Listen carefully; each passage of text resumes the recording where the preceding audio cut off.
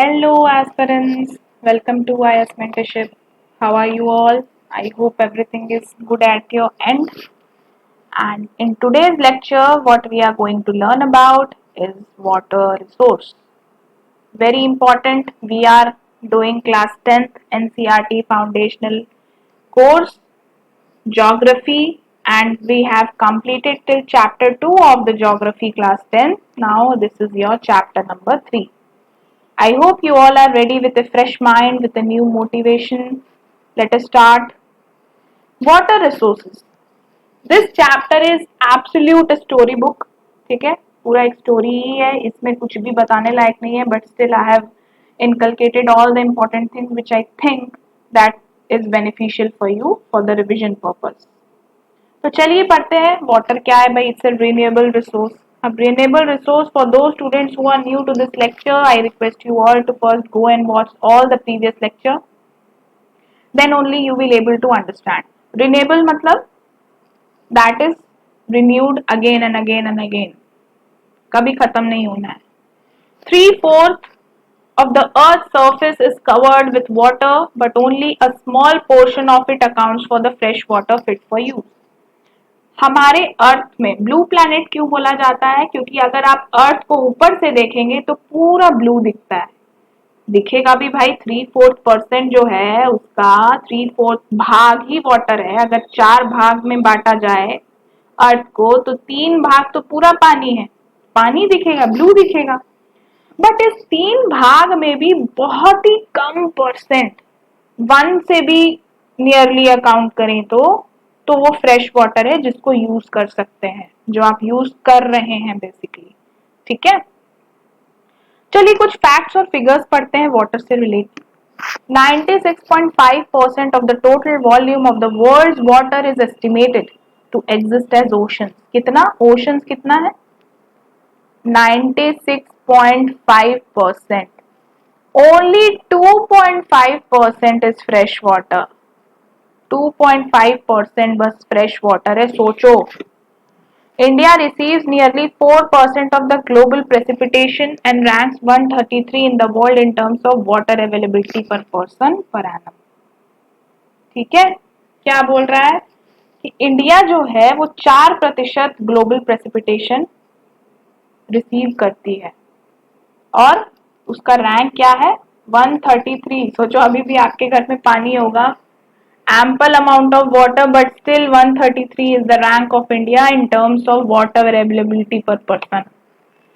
By 2025, it is predicted that the large part of the India will join countries or regions having absolute water scarcity. ऐसा predict किया गया है by international organizations. ना water scarcity है तो अब need आता है वाटर कंजर्वेशन और मैनेजमेंट का. The lack of sufficient water as compared to demand in the region is known as water scarcity. Water scarcity का definition रट जाइएगा आप लोग. Lack sufficient water, जितना डिमांड है, अगर मेरा डिमांड है 1 लीटर का लेकिन पानी है मेरे पास 500 ml, तो it is lacking my demand. That is your water scarcity, which means that when the water availability is lacking the demand of a person, that is your water scarcity. Causes क्या क्या है water scarcity के? पहला over exploitation, दूसरा excessive use and unequal access to water among different social groups. ठीक है, बहुत ज्यादा exploitation होना, मतलब आपको जरूरत है 1 ही लीटर की, आप 5 लीटर लेके जा रहे हो, ओवर एक्सप्लॉइट कर रहे हो आप. एक्सेसिव यूज करना है ना, मतलब कि वही मैंने जो एग्जांपल दिया. And unequal access to water among different social groups. Large population, भाई 50 लोग इसी एरिया में पानी ले रहे हैं तो ऑब्वियसली बात है there will be a water scarcity after some point of time. Okay, so let us pause for some time and try to look our IS mentorship program.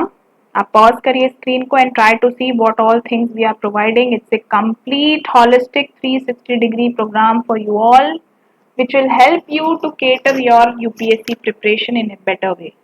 ठीक है, and for those students who need their preparation or to need guidance of a mentor, that is our Riyasat Ali sir, from the start, from A to Z, वो enrol कर सकते हैं हमारे IAS mentorship के foundation programme में। ठीक है, और हम फ्रीक्वेंटली बैचेस लॉन्च करते रहते हैं। आपको किसी भी बैच के लेटेस्ट बैच में अगर ज्वाइन करना है जो अगस्त में लॉन्च होने वाली है तो फटाफट इस नंबर पे कॉल करिए। रियासत Ali sir has helped a lot of students to bring very good rank in all the past examinations. You can see the pictures of the toppers as well. So I request you all to फटाफट से अपने काम पे लग जाइए और आप call करिए, लेटेस्ट बैच में एनरोल हो जाइए। चलिए आगे बढ़ते हैं, डैम्स के बारे में पढ़ते हैं। डैम्स होते क्या हैं? Dam is a barrier across flowing water that obstructs, directs or retards the flow, often creating a reservoir, lake or impoundment. आप देख रहे हो कि ये जो है बहुत बड़ा एक रिवर बॉडी है, लेकिन यहाँ पे डैम लगा दिया गया है। डैम मतलब कि रुकावट, पानी का अगर आप फ्लो को रुकावट कर रहे हैं या दूसरे तरफ भेज रहे हैं कि भाई पानी तू उधर मत जा, तू इधर से बह, इसके लिए यहाँ पे आपने कुछ लगा दिया बैरियर। तो इससे क्या होता है, एक रिजर्वॉयर क्रिएट हो जाता है that is holding the water for a very long time. और ये क्यों करते हैं? For future use, future purpose के लिए, पानी को सेव करने के लिए डैम बनाया जाता है। But what is happening now a days? Heavy rain, over weight, जिसकी वजह से डैम से भी वाटर ओवरफ्लो होके जो है पूरे हैबिटेट में आ रहे हैं, which is causing a flash floods even, you must have seen. Clear? So this is the thing you should be understanding. चलिए, multi-purpose river projects. Multi-purpose river projects large dam that serve several purposes in addition to impounding the water of a river and used later to irrigate agriculture. Multipurpose river project मतलब ऐसे reverse जिन पे dam बनाया गया है, वो dam जो है बहुत सारे पर्पस के लिए यूज होगा, चाहे वो इरिगेशन हो, चाहे वो फूड हो, चाहे लोगों का पेट भरना हो। तो ये होता है मल्टीपर्पज, जिसका बहुत सारा पर्पस है।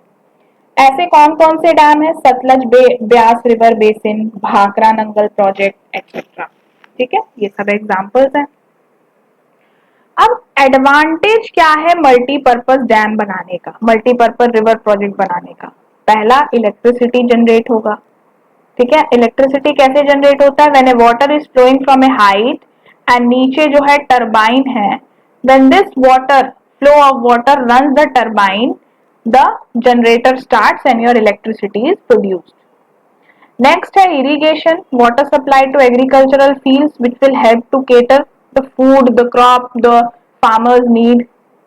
Water supply for domestic and industrial uses, ये भी एक इंपॉर्टेंट चीज है ना, डोमेस्टिक और इंडस्ट्रियल यूजेस, क्योंकि इंडस्ट्री को भी तो यूज है पानी का for their production of things.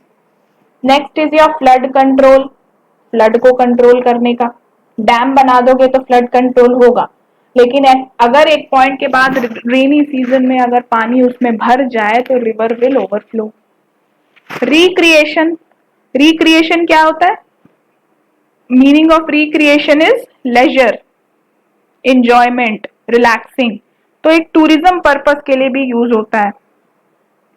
Inland navigation के लिए भी यूज होता है, फॉर नेविगेटिंग। फिश ब्रीडिंग के लिए भी यूज है, you can understand. So this is helping the farmers to add one more business in their basket, that is your fish breeding. अब डिसएडवांटेज क्या है मल्टीपर्पज प्रोजेक्ट के? बहुत ही इंपॉर्टेंट। ठीक है, पहला डिसएडवांटेज तो ये है कि भाई it is disturbing the natural flow of river. अब एक रिवर ऐसी आ रही है, अब यहाँ पे आप अड़चन लगा दिए, डैम लगा दिया, रिवर ऐसी हो गई, नेचुरल फ्लो ऑफ रिवर को डिस्टर्ब किया, causing poor sediment flow and excessive sediment at the bottom of the reservoir. अब रिवर का ये नेचुरल फ्लो है, तो अब यहाँ मुड़ गई तो यहाँ पे बहुत ज्यादा सेडिमेंट्स आ जाएंगे क्योंकि रिवर का डायरेक्शन बदल गया। It destroys the habitat for reverse aquatic life, जो रिवर में जो एक्वेटिक लाइफ है उनको भी डिस्टर्ब कर रहा है ये, है ना। It submerges the existing vegetation and soil if created on the flood plains. अगर आप flood plains पे create कर देते हो ऐसा चीज मल्टीपर्पज प्रोजेक्ट, तो वो वेजिटेशन को भी खराब करेगा, सॉइल को भी खराब करेगा।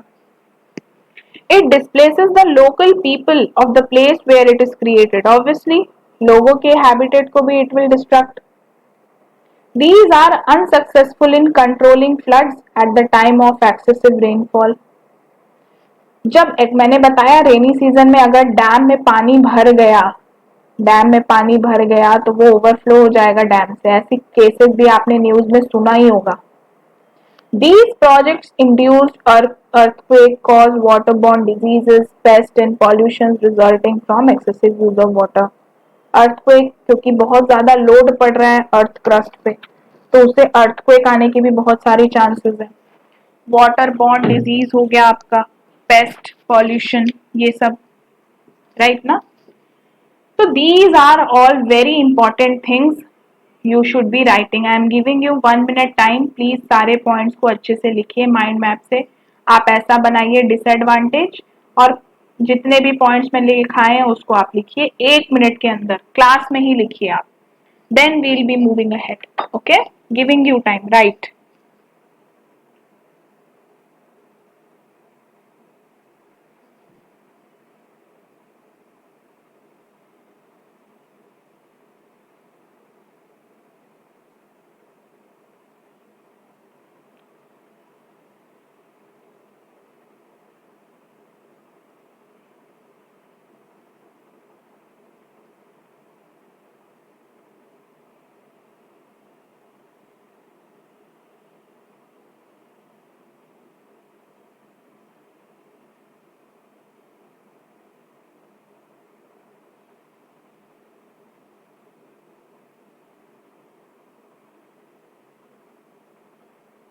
रिटन, आगे बढ़ें. Shall we move ahead. चलिए, I hope you have written. आगे बढ़ते हैं. Let us try to understand what are the movement. अब देखो, multipurpose river projects are very important for countries development, no doubt. ठीक है, क्योंकि वो फ्यूचर का यूज सिक्योर कर रहे हैं, एटसेट्रा एटसेट्रा. आपने बेनिफिट्स भी देखे यहाँ पे, बहुत सारे बेनिफिट्स थे, देखे आपने.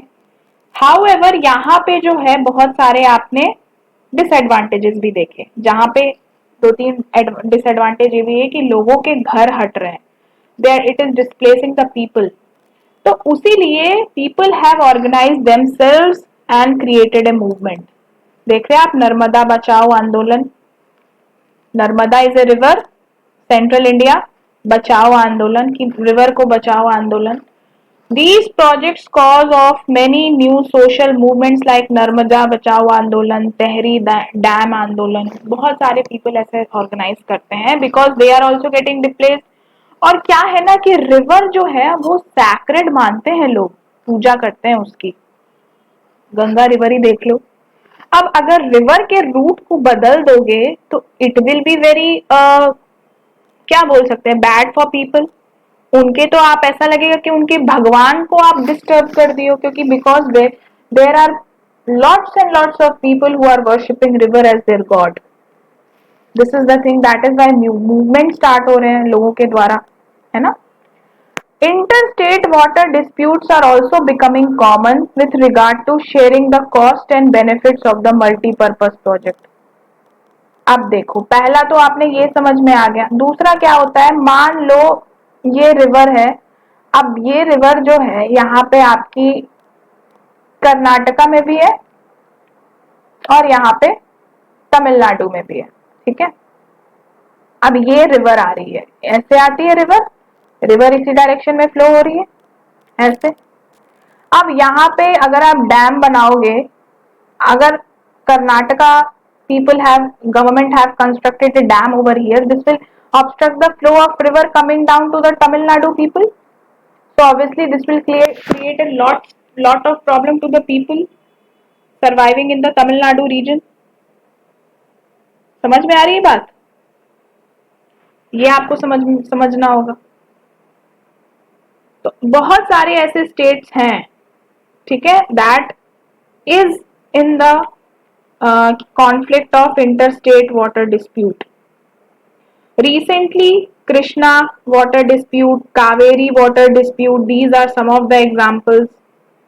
Krishna water disputes जो है वो किस states के बीच में है, Krishna water dispute, if you want to write you can write it, I am giving you, हाँ देखो यहाँ पे लिख लो।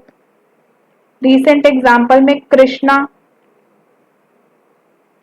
वाटर डिस्प्यूट, ये किस स्टेट में है? आंध्र प्रदेश, महाराष्ट्र, तेलंगाना, कर्नाटका। दूसरा डिस्प्यूट ये 2004 से चलता आ रहा है भाई। दूसरा महानदी वाटर डिस्प्यूट, ये किस स्टेट में है? छत्तीसगढ़, उड़ीसा। तीसरा Ravi Beas water dispute, this is between your Rajasthan, Haryana and Punjab. तो दीज आर 3 एग्जाम्पल्स। आपका होमवर्क ये है कि आप 3 एग्जाम्पल्स और लिखोगे in the comment section. Clear? चलिए अब बारी आती है एक नए टॉपिक की, that is your rain water harvesting. Rain water को हार्वेस्ट करना, जो बारिश से पानी आ रहा है उसको कैसे हार्वेस्ट कर सकते हैं उसके बारे में we are going to learn about. तो कैसे कर सकते हैं, व्हाट यू थिंक? पहले तो आप समझिए कि रेन वाटर हार्वेस्टिंग होता क्या है। It refers to the practice of storing and using rain water from the surface on which it falls. जहां पे भी बरसात गिर रही है, देखिए ये घर है, ऊपर रेनफॉल हो रहा है, यहाँ से क्या किया इन्होंने, एक रास्ता बना दिया कि भैया पानी यहाँ पे आके इकट्ठा होके यहाँ आ जा, तू एक फिल्टर में आ जा, फिल्टर से तू इम्प्यूरिटीज को क्लियर कर ले और टैंक में स्टोर हो जा। कितना अच्छा आइडिया है। You are storing the waste water, मतलब कि ये तो उसका तो वो इवेपोरेट हो जाता, you are storing that water in the tank for future purpose. In the hill and mountainous region, people build diversion channels like the Gulls or the Kulls in the western Himalayas for agriculture. Mountain region में बहुत ऐसा करते हैं for your saving water for future. Rajasthan में roof top rain water harvesting was commonly practice to store drinking water. Rajasthan का example है। तो आप समझ रहे हो, तो ये जो टैंक है इससे कितने सारे आपके चीजें फुलफिल हो रही है, garden watering, toilet flushing, car washing, clothes washing, just by using the rain water. So interesting. In the floodplains of Bengal, people developed indentation channel to irrigate their floods. वो भी एक चैनल बनाते हैं, inundation channel, जिसमें वो पानी को store करते हैं जिससे फील्ड इरिगेट होती है। देखिए एग्जांपल्स को लिख लो, राजस्थान का रूफटॉप वाला, बंगाल का inundation channel, arid and semi-arid regions में agricultural fields were converted into rain-fed storage structure that allowed the water to stand and moisten the soil. इस रीजन में, सूखे एरिया में क्या होता है, रेन फेड स्टोरेज बनाया जाता है एग्रीकल्चर फील्ड को, जो वाटर को स्टोर कर सके। वाटर को स्टोर करेंगे तो सॉइल मॉइस्चर रहेगा, है ना, हल्का सा गीलापन रहेगा। In the semi-arid and arid regions of Rajasthan, almost all the houses traditionally had underground tanks or tankas for storing drinking water. Rajasthan के रीजन में या जितने भी सूखे रीजन है जहाँ पे पानी की स्कैर्सिटी है, वहां पे लोग टैंक्स में स्टोर करके रखते हैं वाटर। अब टंकास वर्क कैसे करते हैं? टंकास वर्क करते हैं, इस डायग्राम को आप समझ जाओ, यही टंका है, पानी गिर रहा है, पानी को रास्ता दे दिया एक टैंक में आने का और वो स्टोर हो गया। Connected to the sloping roofs of the house through a pipe, rain falling is come under underground tanka. So this is your about water resources. I hope you understood this chapter very well. सारी चीजें clear हो गई है। This is all for the chapter number 3 water resources. Next chapter में हम और important चीजें पढ़ेंगे, रिवाइज करना मत भूलिएगा। Revision is the key to success, right ना? इसी मोटिव के साथ keep on revising and we will be meeting in the next lecture, lecture number 4। Thank you.